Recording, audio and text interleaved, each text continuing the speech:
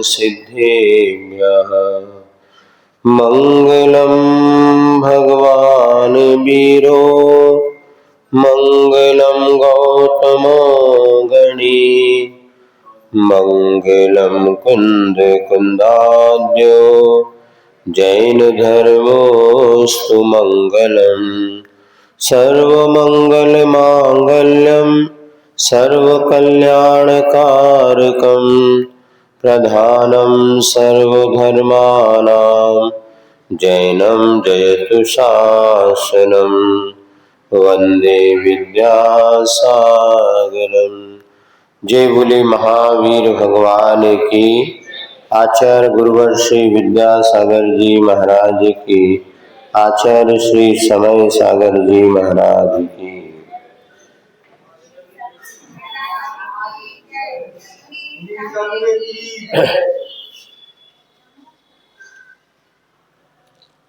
आए हुए संकट के बादल दूर हुए और इधर शिल्पी और सारा का सारा वातावरण हर्ष उल्लास से भर चुका है।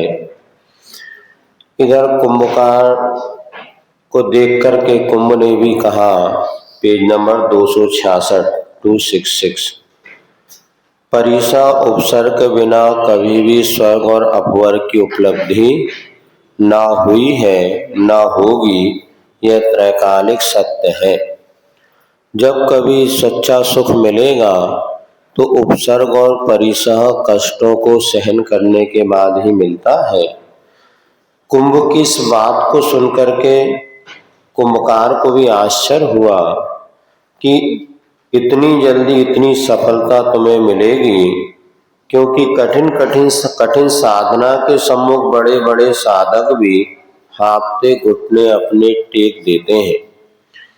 और इन विपरीत परिस्थितियों में भी जो कुंभ के मन में अपने लक्ष्य के प्रति आस्था और श्रद्धा टिकी रही, सो कुंभकार को भी आश्चर्य हुआ। और कुंभकार ने कहा, अब मुझे विश्वास हो चुका है कि आपको पूरी सफलता आगे मिलेगी। फिर भी ध्यान रखो, आदिम घाटी को ही अभी यह सफलता पार कर रही, यात्रा पार कर रही है। अभी घाटियों की परिपाटी है, अभी तो ये अंगड़ाई है, आगे और लड़ाई है। अभी तो शुरुआती कठिन परीक्षा है, लेकिन अब जो आपको अभी तो बाहरी परिस्थितियां थी, अब भीतर से भी आपको बहुत कुछ सहन करना पड़ेगा। सो आग की नदी को भी पार करना है तुम्हें, वह भी बिना नौका अपने ही बाहुओं से। अब कोई दूसरा साधन नहीं है, अपने ही पुरुषार्थ के माध्यम से तुम्हें यह पार करना होगा। इस पर कुंभ कहता है कि जो साधक होता है उसकी दृष्टि में जल और ज्वलनशील पदार्थ में कोई अंतर शेष नहीं रहता। बुंदेलखंड कहावत है, जो ओखरी में सर डाओ अब मूसर से काढ़म ने। जब मोक्ष मार्ग पे चले ही पड़े हैं तो अब गर्मी ठंडी बरसात तो जो है सब कुछ सहन करना। जब पर्वत बना तो धूप से क्या, और साधु बना तो भूख से क्या। अब भूख तो सहना ही पड़ेगा, और पर्वत बना है तो धूप को भी सहना ही पड़ेगा। इस प्रकार से साधना की यात्रा भेद से अभेद, अर्थात अभी तक मैं शरीर आदि भिन्न भिन्न जो पदार्थ का भेद का अनुभव करता हुआ, अब वो निरंतर अपने आत्म तत्व की ओर यात्रा होती है। वेद से अवेद, अर्थात एक वेद माने हो गया जो वेद कर्म के उदय से 9वें गुण स्थान तक स्त्री पुरुष आदि वेद का सद्भाव होता है। उसके बाद अवेद भाव को जब वो प्राप्त हो जाता है तो सारे के सारे वासना के संस्कार नष्ट हो जाते हैं, तो अरहंत और सिद्धत की प्राप्ति होती है।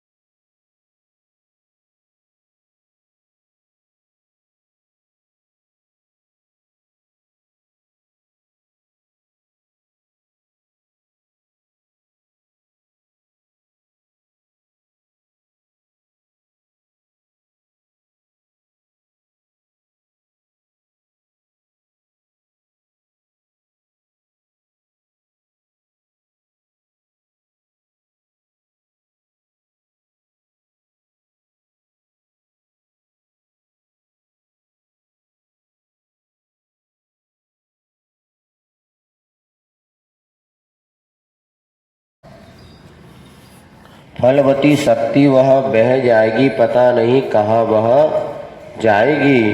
प्रायः यही सुना है कि नवचरों से भूचरों को उपहार कम मिलता है, प्रहार मिला करता है प्रभु। असंयमी संयमी को क्या देगा, विरागी रागी से क्या लेगा। सुना ही नहीं कई बार देखा गया है कि नियम संयम के सम्मुख असंयम ही नहीं, यम भी अपने घुटने टेकता है। हार स्वीकार करना होता है नवश्चरों सुरासुरों को। अर्थात यहाँ पर वह इधर जब पूर्व में बादल आ गए थे, उन बादलों को देख करके धरती के होंठ कांपने लगे और धैर्य की वस्तु धरती से दूर चली गई।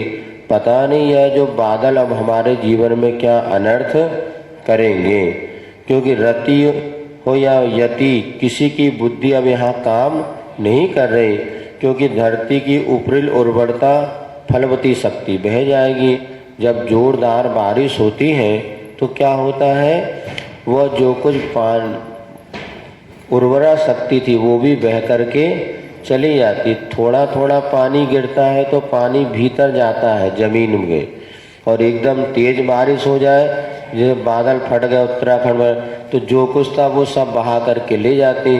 तो धरती की उर्वरा शक्ति थी वो भी चली जाएगी। और प्रायः होता यही है कि नव आकाश में रहने वालों से धरती वालों को उपहार नहीं मिलता, प्रहार ही मिलता है।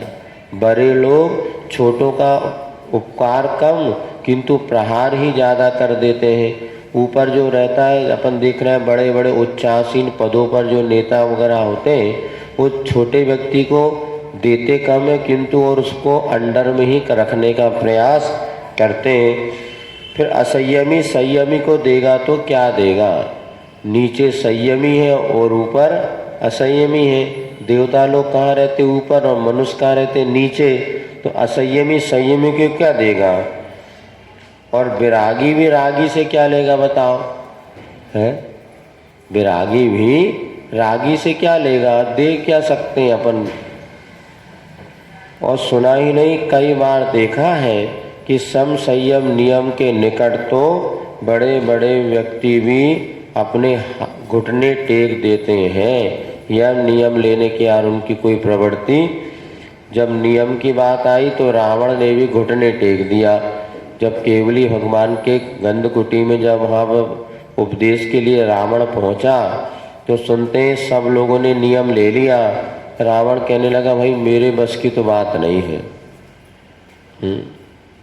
कई लोग कहते हैं हमको तो भैया 2 प्रतिमा ले लो। महाराज 4 प्रतिमा दान तो कर सकते, किंतु व्रत की 2 प्रतिमा नियम नहीं ले सकते। आप दान जितना करा लो।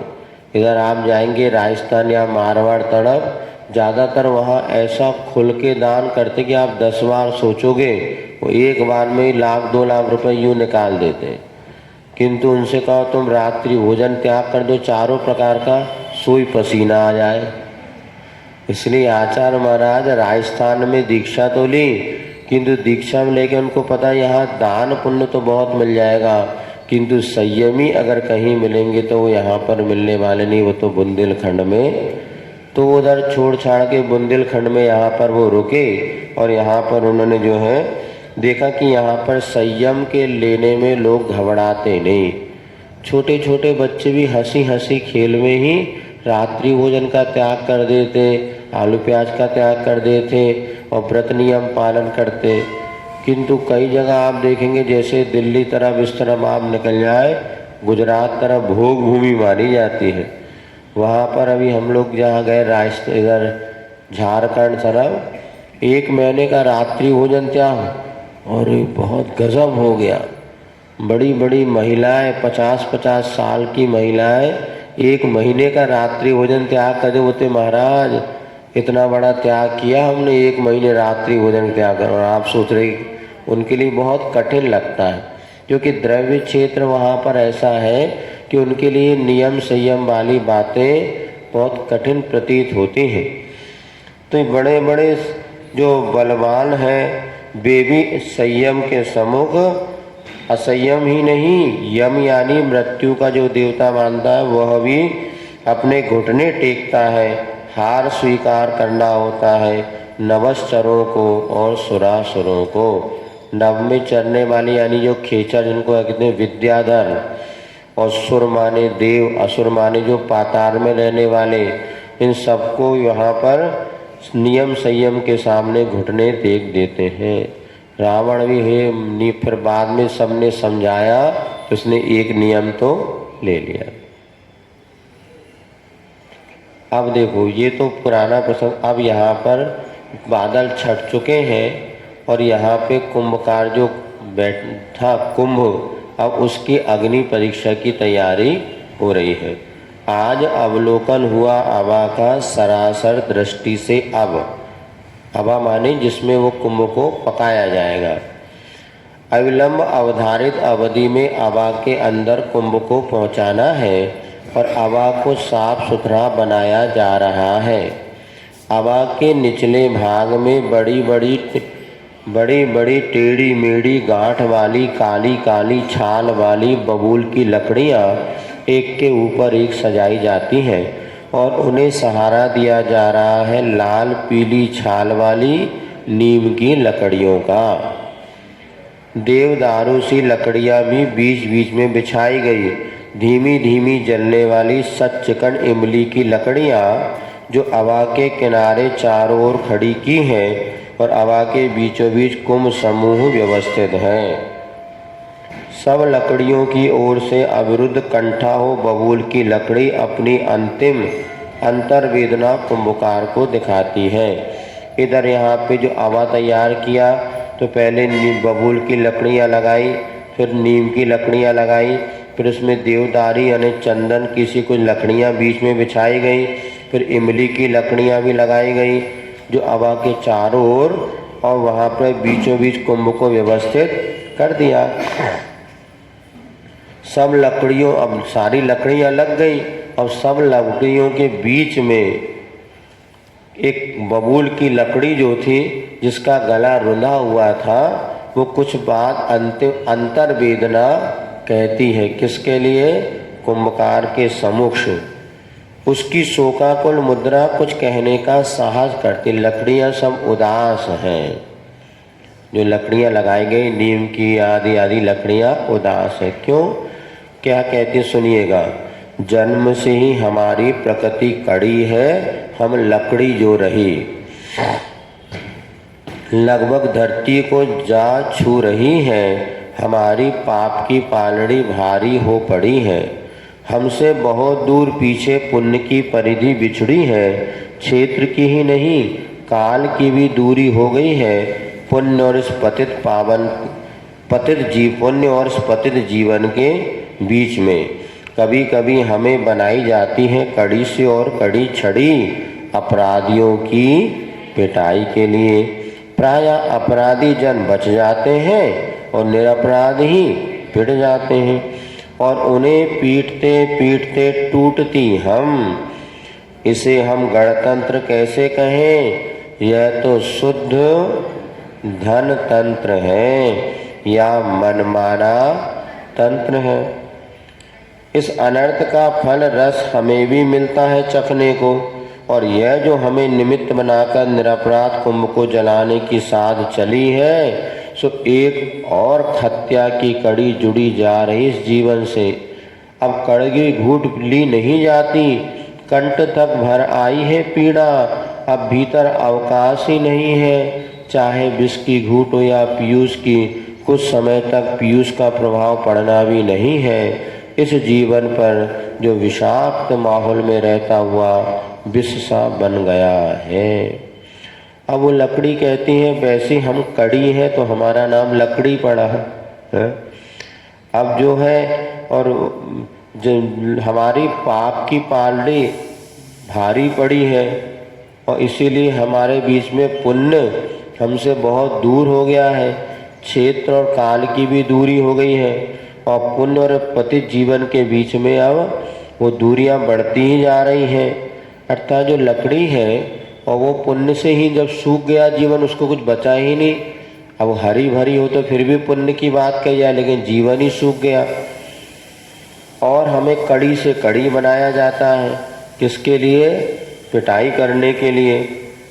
तो प्रायः अपराधी तो बच जाते हैं और निरपराधी पिट जाते हैं। स्कूल में ऐसे ही होता था, मास्टर साहब छड़ी बोला छड़ी लेके आओ, और छड़ी लेके पहुँचे तो पता लगा कि जिसने अपराध जो उद्यम करा वो बच्चे बच जाते थे, उद्यमी नहीं होते वो पिट जाते थे। उद्यम कोई करे और पिटे कोई है। दुबले पतले बच्चे बाजू में खिसक जाते उद्यम करके, भैया जी जैसे।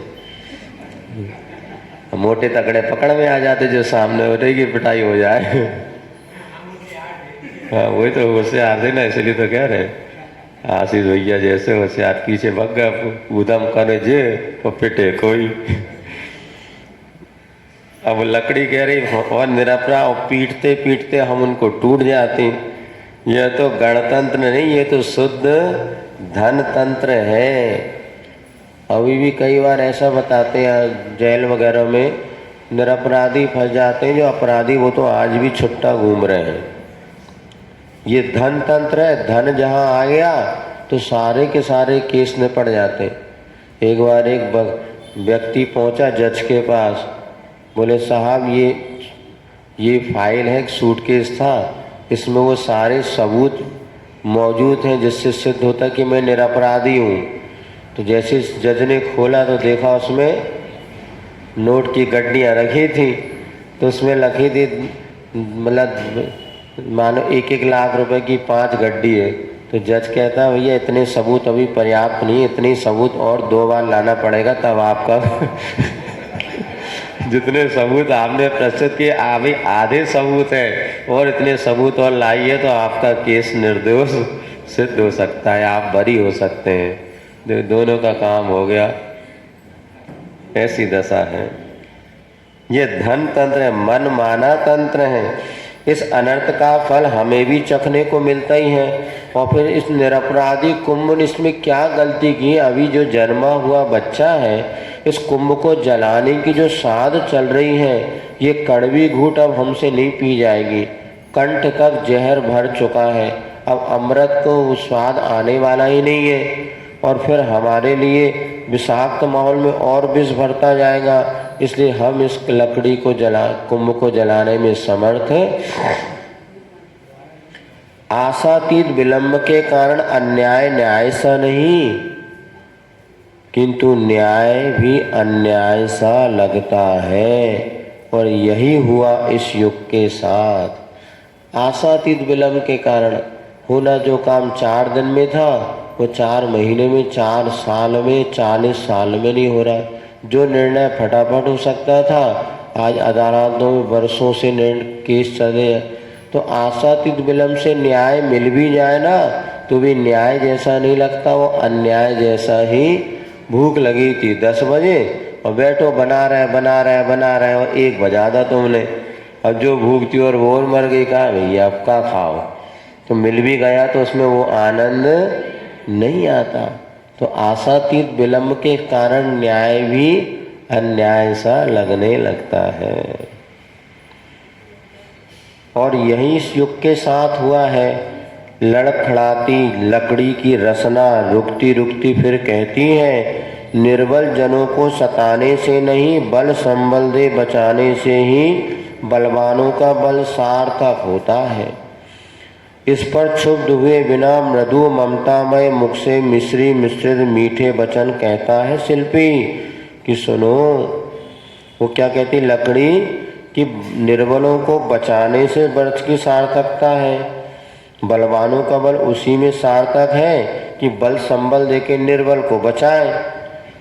लेकिन हम इसको जलाए तो हमारी जीवन की क्या सार्थकता? हमने यदि कुंभ को जला दिया तो इससे हमारा बल कोई सार्थक होने वाला नहीं है। तो फिर शिल्पी कहता है सुनो, नीचे से निर्बल को ऊपर उठाते समय उसके हाथ में पीड़ा हो सकती है, उसमें उठाने वाले का दोष नहीं है, उठने की शक्ति का नहीं होना ही। कोई गड्ढे में गिरा उसको उठाओ उसके हाथ में भी तकलीफ हो सकती है, किंतु उठाने वाले की गलती की स्वयं उसकी गलती, इसके हाथ में शक्ति नहीं है। उस पीड़ा में निमित्त पड़ता है उठाने वाला। वह इसी प्रसंग में भी यही बात है, कुंभ के जीवन को ऊपर उठाना है ना, तो इस कार्य में किसी न किसी को तो निमित्त बनना है, और किसी को नहीं, तुम्हें ही निमित्त बनना है। यूँ शिल्पी के वचन सुनकर संकोच लज्जा के बहाने अंतः स्वीकारता प्रकट करती सी पुरुष के सम्मुख स्त्री सी थोड़ी सी ग्रीवा हिलाती हुई लकड़ी कहती है। अब ये कहा जब शिल्पी ने कि तुम्हें इनके इस कार्य में सहयोगी बनना पड़ेगा, तुम उसको जला नहीं रही, किंतु इसके बिना कुंभ का जीवन कैसे उठेगा, इसलिए इस कार्य में तुम्हें सहयोगी बनना पड़ेगा। तो लकड़ी क्या कहती, कुछ नहीं, जैसे पुरुष के समक्ष स्त्री, पुराने जमाने की बता रहे, आज की नहीं। जैसे पहले पुरुष के सामने महिला, पुरुष ने कोई बात कह दी, अब बेचारी ठीक है साहब कह रहे तो मानना पड़ेगा, ज़्यादा नूडच करनी है। आज भी ऐसी श्राविकाएँ हैं और बिल्कुल बताते, लेकिन खड़े हो गए जो ठीक है, जो संकोच लज्जा के बहाने समझ रही हो कि काम गलत है, लेकिन अब घर में बात हो गई तो मानना तो पड़ेगा ही, तो ठीक है। अंतः स्वीकारता पर पुरुष के सम्मुख स्त्री थोड़ी सी ग्रीवा हिलाती हुई फिर भी कहती, आप बात तो सुन रहे हैं, आपकी मानना तो पड़ेगा, किंतु थोड़ी और सुनो हमारी बात, कुछ समझ में आई कुछ नहीं। आप जो कह रहे हैं ना तो कुछ समझ में आ रही है कुछ, फिर भी आपकी उदारता को देख कर के बात टालने की हिम्मत इसमें कहाँ। और लकड़ी की ओर से स्वीकारता मिली प्रासंगिक शुभ कार्य के लिए। वो कहती, सेठ जी सारी बातें हमें तुम्हारी समझ में नहीं आ रही। कई बार घर में होता है ना सेठ सेठानी के आपस में, अब सेठ जी कहते हो, सेठानी कहती बात कछु आ रही समझ में, कछु नहीं। अब तुम्हारी बातें हमारी समझ में नहीं आ रही, फिर भी तुम जो कह रहे हो तो आप गलत नहीं कर रहे, चलो तुम जो कह रहे हो वही हम मान लेते हैं। मानना ही पड़ता है, और समझौता एक्सप्रेस चलाओगे तो शांति रहेगी, और नहीं तो रोज महाभारत होने, रामायण तो पता ही नहीं कहाँ चले जाने। सो अवा के मुख पर दबा दबा कर रवादार राख और माटी ऐसी बिछाई गई कि बाहरी हवा की आवाज़ तक अवा के अंदर आ जा नहीं सकती। अब अवा की उत्तर दिशा के निचले भाग में एक छोटा सा द्वार है, जिस द्वार पर जा कुंभकार 9 बार नवकार मंत्र का उच्चारण करता है। ये कुंभकार भी बढ़िया है, जैन है जे भी जैन, उसको नमोकार मंत्र आता है, पहले जाके वो नमोकार मंत्र पढ़ता है 9 बार। कोई भी अच्छे कार्य के पहले नमोकार मंत्र का उच्चारण करना चाहिए। शाश्वत शुद्ध तत्व को स्मरण में ला करके शुद्ध आत्म तत्व के स्मरण में लाता है। एक छोटी सी जलती लकड़ी से अग्नि लगा दी गई हवा में, किंतु कुछ ही पलों में अग्नि बुझती है, फिर से तुरंत अग्नि जलाई जाती, पुनः झट सी बुझती। वह यह जलन बुझन की क्रिया कई बार चली, तब लकड़ी को पुनः कहता है कुंभकार सौहार्द बुद्ध भाषा में। क्या हुआ, लकड़ी को जलाने का प्रयास किया, फिर बुझ जाए, फिर जलाए, फिर बुझ जाए, फिर जलाए, फिर बुझ जाए। कुंभकार कह रहा है कुछ गड़बड़ है, तो पुनः लकड़ी से कहता है, लगता है अभी शुभ कार्य में सहयोग की स्वीकृति पूरी नहीं मिली, अन्यथा यह बाधा खड़ी नहीं। इस पर लकड़ी पुनः सौम्य स्वागत स्वरों में कहती है, नहीं नहीं, यह बाधा मेरी ओर से नहीं है, स्वीकार तो स्वीकार, समर्पण तो बाहर सो भीतर सो बाहर, बपुसा बचसा मनसा, एक ही व्यवहार एक ही बस बहती या उपयोग की धार। और सुनो, यहाँ बाधा कारण और ही है, वह है स्वयं अग्नि। मैं तो स्वयं जलना चाहती हूँ, परंतु अग्नि मुझे जलाना नहीं चाहती। देखो श्रेयांसी बहुविघ्नानि, अच्छे कार्यों में कितने विघ्न आते हैं। इधर वो बादल आ गया, अब जैसे तैसे लकड़ी को मनाया तो अग्नि नहीं मान रही, अब अग्नि को मनाओ। सुनो कैसे मनाता शिल्पी सबको, अग्नि मुझे जलाना ना, जिसका कारण तो अब वो ही जाने, मैं क्या बताऊं क्यों नहीं जला रही। किन शब्दों में अग्नि से निवेदन करूं, क्या वह मुझे सुन सकेगी, क्या उस पर पड़ेगा इस हृदय का प्रभाव प्रकाश क्या ज्वलन जल बन सकेगा? इसकी प्यास बुझ सकेगी? कहीं वह मुझ पर ही कुपित हो गई तो? अग्नि को समझाना सरल है कि और उल्टा कुपित हो जाए वो। यूं सोचता हुआ संकित शिल्पी एक बार और जलाता है अग्नि को। लो, जलती अग्नि कहने लगी, मैं इस बात को मानती हूँ कि अग्नि परीक्षा के बिना आज तक किसी को भी मुक्ति नहीं मिली, ना ही भविष्य में मिलेगी। जब ये नियम है इस विषय में, फिर अग्नि की परीक्षा नहीं होगी क्या? मेरी परीक्षा कौन लेगा? है अग्नि से परीक्षा दूसरी, अग्नि की परीक्षा कौन लेगा? अपनी कसौटी पर अपने को कसना बहुत सरल है, पर सही सही निर्णय लेना बहुत कठिन है, क्योंकि अपनी आँखों की लाली, बोलो, अपने को नहीं दिखती। अपनी कमी व्यक्ति को कभी भी देखने में नहीं आती। इसलिए जो अपनी कमी को देखने में माहिर हो जाता है वह निश्चित अपने जीवन में विकास कर जाता है। अपनी आँख की लालिमा अपने को देखने में नहीं आती।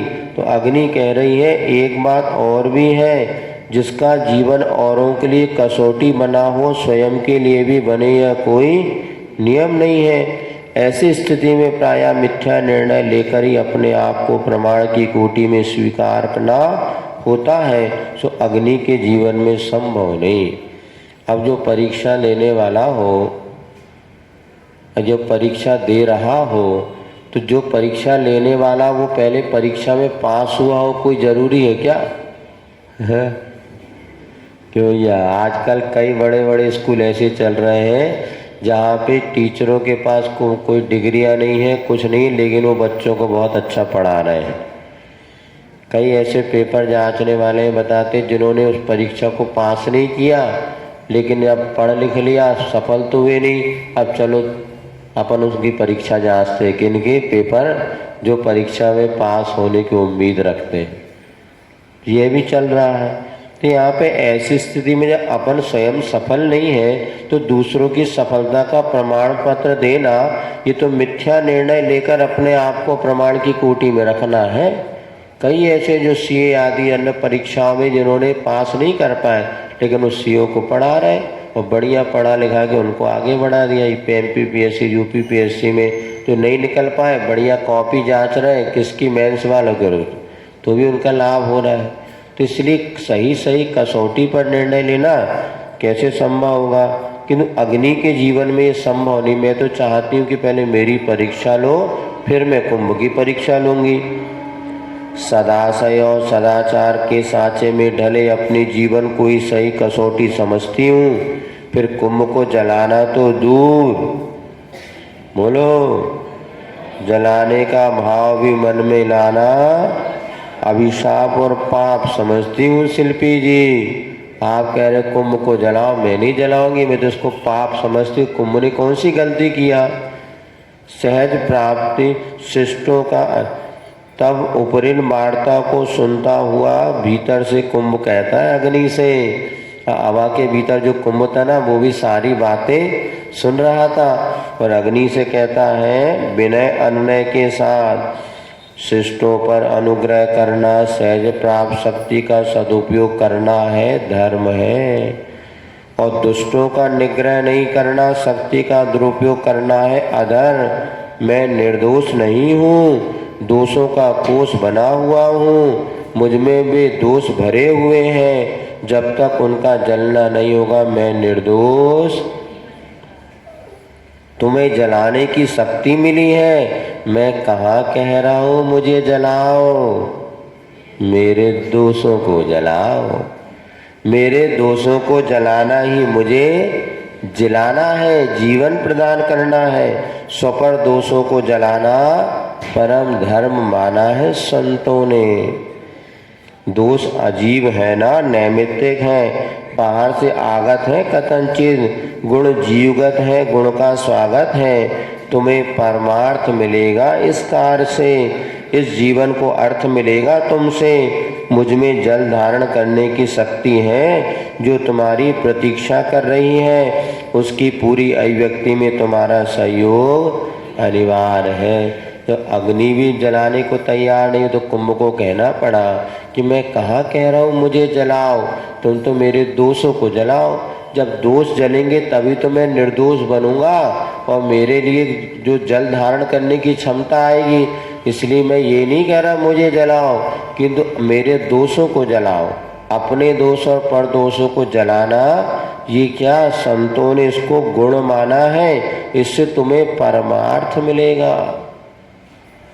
वो माँ पिता, वो गुरु जो अपने शिष्य के दोषों को नष्ट ना कर पाए, वो शिष्य का बच्चों का भला नहीं कर सकते।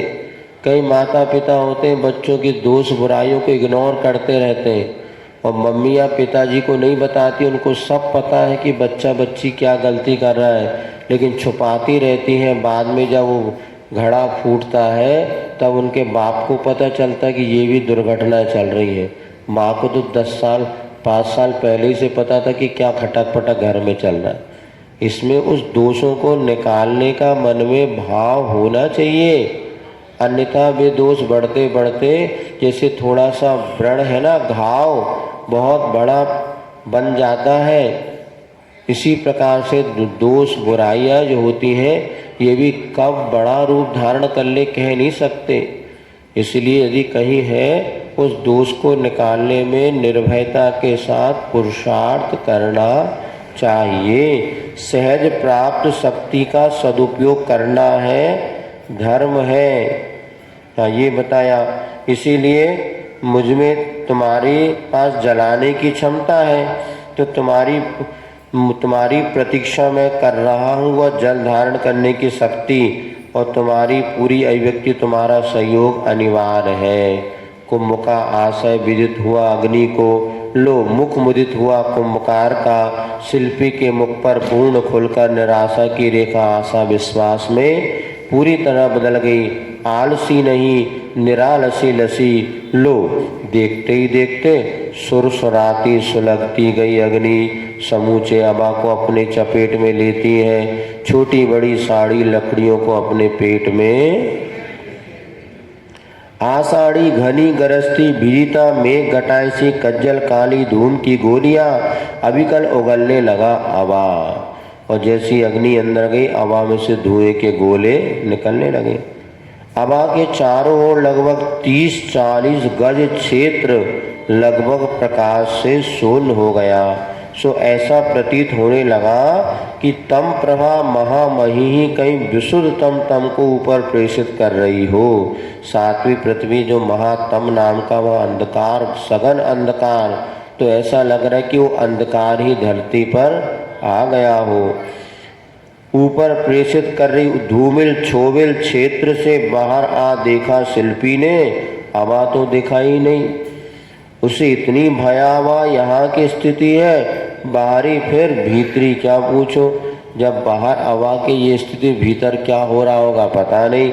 पूरा का पूरा अबा धूम से भर उठा, तीव्र गति से धूम घूम रहा है अबा में, प्रलयकालीन चक्रीवात सम, और कुछ नहीं माँ, धूम धूम धूम। फलस्वरूप इधर कुंभकार का माथा भी घूम रहा है। कुंभ की बात तो मत पूछो, जो कुंभकार का माथा घूमने लगा, भीतर कुंभ की क्या दशा हो गई वो तो कह नहीं सकते। कुंभ के मुख में, उदर में, आँखों में, कानों में, नाक के छेदों में धूम ही धूम घुट रहा है। आँखों से अश्रु नहीं, अश्रु यानी प्राण निकलने को है, परंतु बाहर से भीतर घुसने वाला जो धुआं है ना, वो प्राणों को भी निकलने नहीं दे रहा। नाक की नाड़ी नहीं सी रही कुंभ की धूम्र की तेज गंध से। अब कुंभ को पूरा का पूरा मनुष्य का प्रतीक बना दिया और उसकी क्या स्थिति बने बताते हैं। फिर भी पूरी शक्ति लगाकर नाक के से पूरक आयाम के माध्यम से उदर में धूम को पूरकर कुंभ ने कुंभक प्राणायाम किया, जो ध्यान की सिद्धि में साधकता में निरोग योग तरु का मूल। कुंभक प्राणायाम में जब वो श्वास को रोक लेते हैं, पेट जो है कुंभ के समान फूल जाता है। उस समय वो जो प्राणायाम यह है निरोगता का बहुत बड़ा साधन माना है। अर्थात प्राणायाम वगैरह जो करते जो साधक होते हैं उस कुंभक प्राणायाम को बड़ा महत्व देते हैं। पेट में वायु को भर लेना। उस समय ये भी स्थिति होती है कि बड़े से बड़े ट्रक भी पेट से निकल जाए तो व्यक्ति ना मरे। ट्रक तो नहीं, जो भी बाकी बताते ये पत्थर वगैरह फोड़ते हैं ना, पेट पर रख लेते हैं पत्थर और सामने वाला घन से प्रहार करता है तो वह पेट नहीं, कुछ नहीं होता। पत्थर रख के उसके ऊपर गाड़ी निकाल देते हैं पेट से। तो ये क्या कुंभक प्राणायाम कर लेते हैं, अपने श्वास ले लिया जो पेट को भर लिया, अब वो वायु से जो भर जाता है पेट, उसमें ऐसी ताकत आ जाती है कि स्कूटर वगैरह तो मोटरसाइकिल देखा ही कई बार, लेटे रहते मोटरसाइकिल निकाल देते, कार निकाल देते हैं, तो इसको कुछ नहीं होता। ये कुंभक प्राणायाम आदि की दशावस्था में ऐसा तो निरोग यानी स्वास्थ्यता के लिए यह योग तरु का मूल माने आधार माना जाता है। अन्न को नहीं, अग्नि को पचाने की क्षमता अपनी जठराग्नि में है क्या नहीं, इस बात को ज्ञान करने के लिए कुंभ ने पहले धूम का भक्षण किया। अब मेरे जो जठराग्नि है इसमें उसको अग्नि को पचाने की शक्ति है क्या नहीं, तो सबसे पहले कुंभ ने धूम का पान किया। धूम्र भक्षण के काल में कुंभ की रचना ने अरुचि का अनुभव नहीं किया, सो सुनो धूप का वमन नहीं हुआ। धूम्र का वमन, धूप लिखा है, धूम्र होना चाहिए। धूम्र का वमन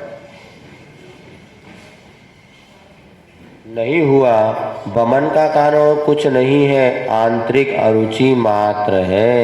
वमन माने समझते, उल्टी हो गई ना जो, तो उसमें क्या होता है, इसका मूल कारण आंतरिक अरुचि। रुचि आपकी हो तो करेला भी खा लो तो कुछ नहीं होगा, और अरुचि है तो गुलाब जामुन दे दो वो भी बाहर आ जाएगा। बच्चों को दूध पिलाते ना तो बताते जब उसको भूख लगी तो अच्छे दूध पी भी लेता, ज़बरदस्ती ज़्यादा पिला दो बाहर कर देता है, क्योंकि उसमें उसकी रुचि तो थी नहीं। इसी प्रकार दवाई वगैरह खिलाओ तो ये भोग देता वो सारी दवाई फेंक देता वो। ऐसे अरुचि के साथ दवाई भी खाओ, करेला खाओ, नीम भी खा लो रुचि पूर्वक तो भीतर चली आती। अब आचार्य महाराज क्या कह रहे हैं सुनो। वमन का कारण कुछ नहीं, आंतरिक अरुचि है। इससे यही ज्ञात होता है कि उनके प्रति मन में अभिरुचि का होना है।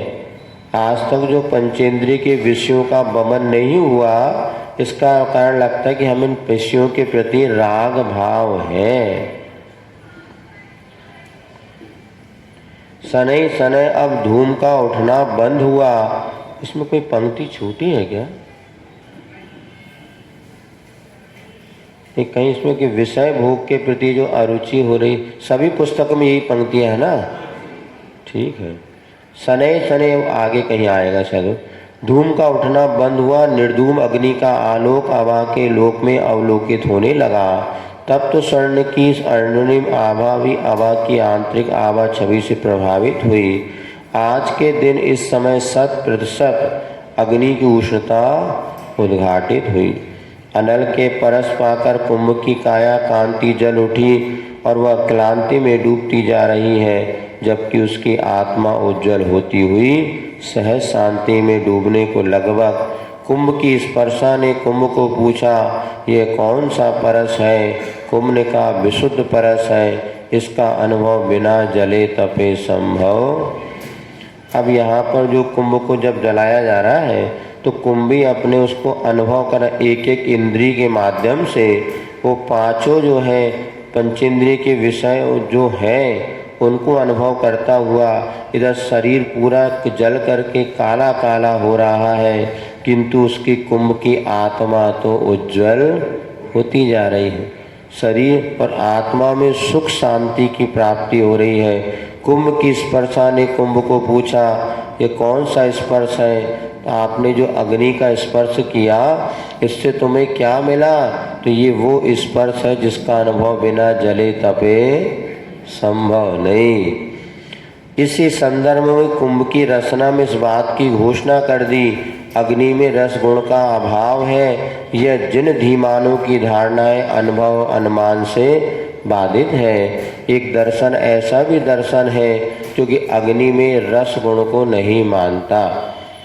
जैन दर्शन के अनुसार प्रत्येक पुद्गल में स्पर्श, रस, गंध और वर्ण ये चारों पाए जाते हैं। लेकिन वैष्णव अन्य दर्शन के अनुसार प्रथम जो अग्नि में रस गुण का अभाव माना जाता है। तो यहाँ पर आचार्य महाराज कह रहे हैं कि इसका अनुभव तो धूम का रसास्वादन हो सकता है, तब अग्नि का स्वाद रसना को क्यों नहीं आएगा? जब धूम का स्वाद आता कि नहीं आता? धुआं, कई बार कोई लोग चूल्हा में बनाते हैं रोटी वगैरह, पानी गर्म करो तो पूरा धुआरा पानी, उसमें धुआं की गंध आने लगती है। तो जब धुएं का स्वाद आ सकता है तो अग्नि का स्वाद क्यों नहीं आएगा? हाँ, रस का स्वाद उसी रसना को आता है जो जीने की इच्छा से ही नहीं, मृत्यु की भीति से भी ऊपर उठा है, उसी को अग्नि का स्वाद आएगा। जो रसना इंद्रिय के वशभूत हुआ व्यक्ति कभी भी किसी भी वस्तु के सही स्वाद से परिचित, जो चटोरा है, रसना इंद्रिय के वशभूत है, वो वास्तव में सही वस्तु का स्वाद नहीं ले पाता। भात में दूध मिलाने पर निरा दूध भात का नहीं, मिश्रित स्वाद ही आता है। फिर मिश्री मिलाने पर तो तीनों का सही स्वाद लुट जाता है। भात का स्वाद लेना हो तो कोरा भात खा के देखो, और दूध का स्वाद लेना कोरा दूध पी के देखो। अब दूध में तुमने भात में दूध मिला दिया तो स्वाद चला, और शक्कर मिश्री और मिला दी ऊपर से, तो तीनों का असली स्वाद लुट गया। मिश्री का भी स्वाद लुट गया, दूध का भी लुट गया, और चावल भात का भी स्वाद लुट गया। धूम्र घुटन से मूर्छिता हुई कुंभ की पतली नासाबा घुटन के अभाव में रसना की घोषणा का समर्थन करती सी अग्नि की शुद्ध सुरभि को सूंघने हेतु उतावली हो रही है। अब जो कुंभ की नाक है वो भी अग्नि की सुगंध को सूंघने के लिए उतावली। कुंभ के लोचन बंद हुए से थे, धूम के कारण अंध से हुए थे, अब वह भी खुल गए हैं शुद्ध अग्नि की आभा बंधन से। पहले क्या उठता है? कोयले की सगड़ी जलाई कभी है तो पहले क्या उठता है? धुआं, और धुआं उठते उठते जब पूरा धुआं, जब कोयले जल जाते हैं तो धुआं अलग हो जाता है, शुद्ध कोयला दिखता है। तो जैसे कोयले की अब जो लालिमा होती है वो काल लालिमा, अभी तक कुंभ की आंखें बंद हो गई थी धुएं के कारण, अब धुआं छट गया और कोयला जल गया। जो तामस यानी अंधकार हटने से, जैसे अरुण अरविंद बंधु के उदय से कमल खिल जाते हैं, सूर्य के उदय से कमल खिल जाते हैं, इसी प्रकार कोयले के जलते से ही, लकड़ी के जलते ही इधर कुंभ की आंखें भी खुल गईं। कुंभ की पहली दृष्टि निर्विकार निर्धूम अग्नि पर, दूसरी दृष्टि के लिए दृश्य ही नहीं मिला। दृष्टा ने दृष्टि को सब ओर दौड़ा दिया, एक ही दृश्य मिला, चारों ओर फैला अग्नि अग्नि अग्नि। जैसे कुंभ ने आँख खोला तो एकमात्र उसको अग्नि का दर्शन हुआ और कोई दूसरा तत्व वहाँ देखने को मिला ही नहीं।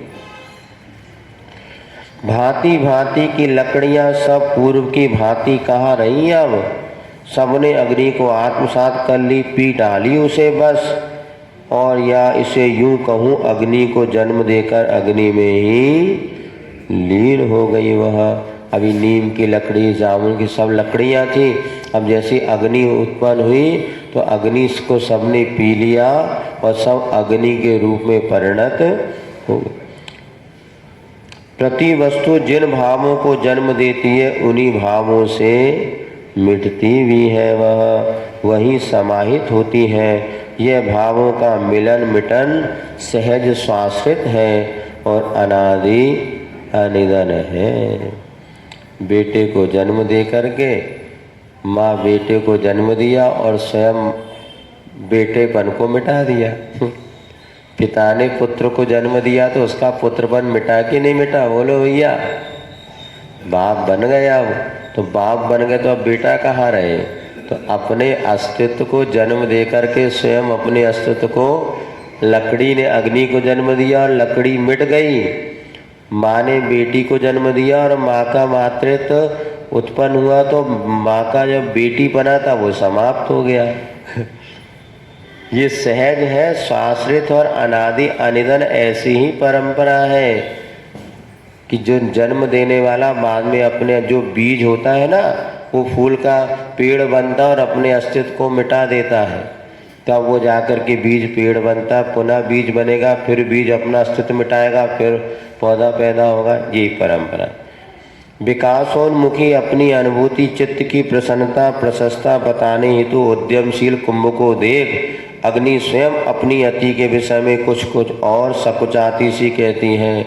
अब इतने पर भी कुंभ तो बहुत प्रसन्न है कि मैं अग्नि परीक्षा दे रहा हूँ, इसमें मैं सफल होऊंगा, किंतु इस स्थिति को देख के अग्नि और कहती है, सुनो बेटा, अति की इति को छूना बहुत दूर है, अभी वह बहुत दूर है। अभी तुम्हें लग रहा है कि अभी तो अग्नि और बढ़ने वाली है, अभी तो अंगड़ाई है, आगे और हो जाओ तैयार। बोले अग्नि अभी तो मैं जल रही हूँ, इतने में तुमको लग रहा बहुत, अभी देखो और आगे होना है। मेरा जलाना शीतल जल की याद दिलाता है, मेरा जलाना कटु काजल का स्वाद दिलाता है। यह नियम है, प्रथम चरण में गम श्रम निर्मम होता है, मेरा जनाना जन जन को जल बाद पिलाता है। पहले तो अभी जलना पड़ेगा, अग्नि परीक्षा देनी पड़ेगी, बाद में तुम्हें दूसरों को जल पिलाने की क्षमता। तो कितना आश्चर्य की बात है, कहाँ वो माटी थोड़े पानी से गल जाती थी, जब घट बन गई, मटका बन गई, अग्नि में सिक गया, अब वही माटी जल को धारण करने की क्षमता आ गई। और उसमें कितना पानी भर दो, मिट्टी फूटती नहीं बाहर, और वैसे कच्ची मिट्टी हो तो फूट जाए घड़ा। तो मेरा जलाना बाद में, शुरू में तो दुख होता ही है, बाद में वो सबको मधुर जल पिलाता है। दान करण कन्या वरण अरु प्रातः स्नान, पहले तो दुख होत है, बाद में सुख की कान। और हमने कन्या वरण कर दिया, कहीं कन्या मरण होगा। तो दान करण, दान करते हैं जब जेब से 1 लाख रुपया निकलता है बोली का, तो थोड़ा कष्ट होता है। इसी प्रकार कन्या वरण, जब कन्या का विवाह पिता माता पिता करते हैं, तो जब विदाई होती तो बड़ा दुख होता है कि बेटी को इतना पाला पोसा अब बाहर भेजना पड़ रहा है। दान करण कन्या वरण अरु प्रातः स्नान, सुबह सुबह ठंड में नहाना हो तो बड़ा कष्ट होता है। इस समय महाराज याद आते, ऐसे ही महाराज जैसे होते तो बढ़िया है, नहावो नहीं पड़ता।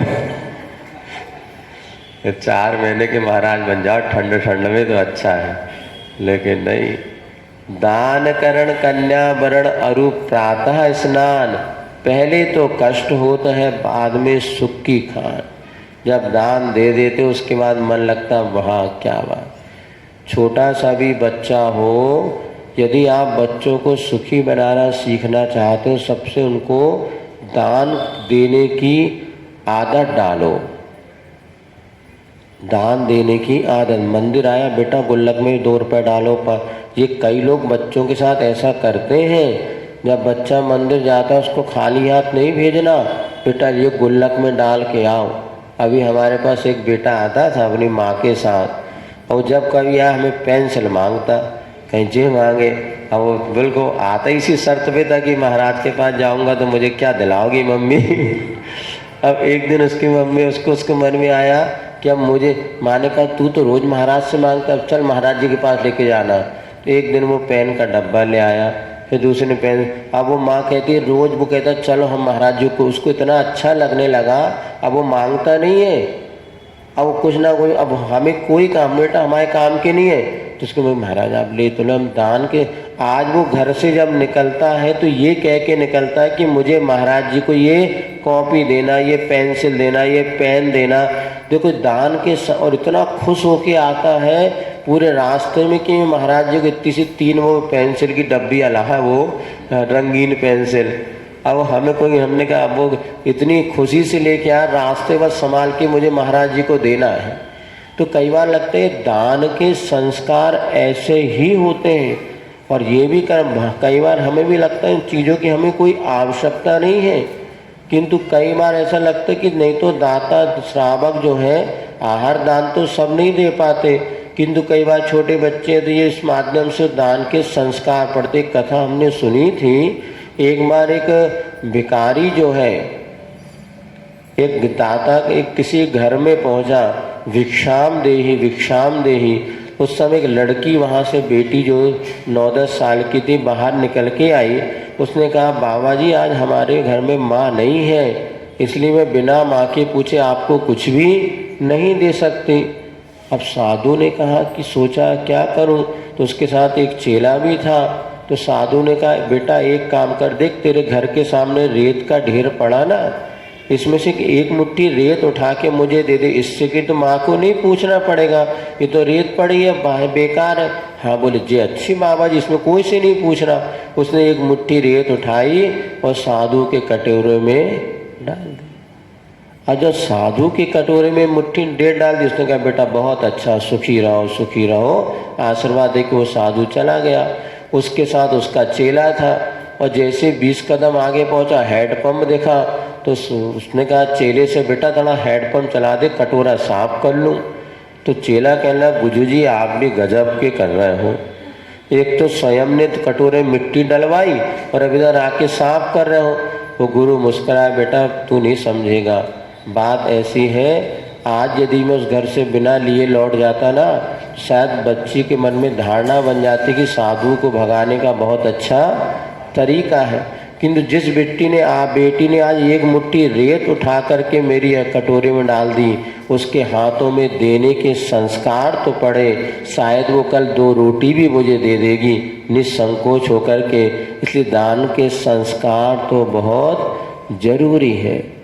वो छोटी सी कथा नहीं, कई बार लगती आज हम लोगों पर लेने के संस्कार तो बहुत जल्दी आ जाते हैं, देने के साथ जिनको अपने बच्चों को कोई करना है तो वो माँ की, हमने देखा जब वो 3 बार से आ रहा है, वो कहती कुछ ना कुछ समाज लेगा, महाराज जी को देना है, अपने को भेंट करना है। अब उसको इतनी खुशी होने लगी, अब लेने की कोई अपेक्षा नहीं, फिर भी हम कहते हैं ये लाए तो बदले में थोड़ा बहुत रिटर्न गिफ्ट ही कुछ दे दो। लेकिन उसको देने का जो भाव बना, ये संस्कार जब वो बड़ा होगा तो ये कितना बड़ा काम बनेगा। क्योंकि श्रावको दान देय मन हरस विषेखे, प्रसन्नता का सबसे बड़ा कारण है देना सीखो। तुम लोग सोचते लेने में प्रसन्नता होती है, लेकिन लेने में प्रसन्नता नहीं, जो देने में प्रसन्नता है। जब चौके में हम जाते हैं तो देखते हैं महाराज का भले प्रसन्न ना हो, लेकिन दाता तो वो तो मुस्कुराता ही, भले कछु ना दे देता हुआ भी उसके मन में प्रसन्नता रहती, हाँ चलो हमने ये दिया। तो इतना बड़ा एक साधन हमारे यहाँ जैनाचार्यों ने बतलाया है। इसलिए निश्चित बच्चों को संस्कार के, चलो अब जन्म लेने चलो महाराज से कछु ले आए नहीं जन्मदिन है, चलो महाराज को कुछ दिलाएं, बच्चों नियम ले लें, ये कर लें। तो वो बात हमें एक सहज समझ में आई कि वास्तव में ये भी एक बहुत बड़ा संस्कार और घर प्रसन्नता। अभी एक जगह हम थे, वहाँ पे चातुर्मास में ग्रीष्म काल चल रहा था, शाम को अपन पहेली करते ना, ऐसी पहेली करते। तो एक लड़का था, बिल्कुल पगला सा था, मतलब बुद्धि नहीं थी उसके पास। वो रोज आके क्लास में जरूर बैठे, और जब इनाम मिले, प्रश्न पूछे तो कुछ भी नहीं, सबसे पहले वो ही हाथ उठाए। रोज उसको हमने कोई भी पहेली प्रश्न पूछा तो सबसे पहले वो हाथ उठाएगा, और क्या बोलेगा कुछ नहीं, हाँ तू बोल। उसको पता ही नहीं, हम बुद्धि नहीं थी। अब लेकिन उसको इनाम नहीं दो, बेचारा दुखी हो जाए। तो 2-4 दिन में एक बार उनको हम इनाम पकड़ा ही देते थे। फिर एक दिन हमने कहा बेटा तू रोज इनाम लेता है, एक आध दिन तेरी तरफ से इनाम बांटेंगे। बोले हाँ कल मैं इनाम लेके आऊँगा। अब वो घर गया, उसने अपनी मम्मी में जो कहा मुझे मैं इनाम बांटूंगा, मैं इनाम बांटूंगा। अब डिस्टर्ब भी था वो, लगभग 10-15 साल का लड़का। अब वो दूसरे दिन गया, माँ से कहा पता नहीं उनकी क्या परिस्थिति, तो उन्होंने 3-4 पुरानी पत्रिकाएं, पत्रिका मतलब होती पहले इतनी संस्कार सारी 3-4-5 पुस्तकें बिल्कुल पुरानी सी अटी पटी 5 पुस्तकें कागज में पैक करके बढ़िया वो ले आया। बोले आज मेरी तरफ से इनाम बांटेंगे। हमने कहा ठीक है भैया, अपन ने देखा नहीं अंदर क्या है, लेकिन बाद में देखा तो बोले, और जब बांट जैसे प्रश्न हुआ तुरंत खड़ा हो गया, मैं बांटूंगा अपने हाथ से। इतनी खुशी उसको, उसने जो बच्चों को भले वो एक पतली सी पुस्तक पन्नी में पैक करके और जब प्रश्न मंच में उसने उसके हाथ से दिया लोगों को, तो शायद उसको वो आनंद लेने में नहीं आया होगा जितना देने में आनंद आया। इसलिए हर श्रावक श्राविकाओं को यदि अपनों को बच्चों को संस्कार कोई देना चाहते हो, सबसे पहले दान का संस्कार। छोटा सा ही बच्चा है, तुम सिक्का मत डालो, उसके हाथ में पकड़ाओ, बेटा गुल्लक में डाल। ये भी एक माता पिता के संस्कार बच्चों के जीवन में काम आते हैं। सो यहाँ पर प्रसंग चल रहा था, तो जो वस्तु जहाँ उठती वहीं वह मिट जाती है। तो मेरा जलाना लोगों को बाद में एतदर क्षमा धरना, क्षमा करना धर्म है साधक का, अरे और धर्म में रमा करना। इन पंक्तियों को सुनकर कुंभ के बल को साहस मिला, उत्साह के पदों में आई चेतना और वह कह उठा, मन वांछित फल मिलना ही उद्यम की सीमा मानी है। इस सूक्ति को स्मृति में रखता हूँ, यही कारण है कि पथ में विश्राम करना पथिक नहीं जानता। प्रभु से निवेदन है फिर अपूर्व शक्ति की मांग। चलिए समय हो गया।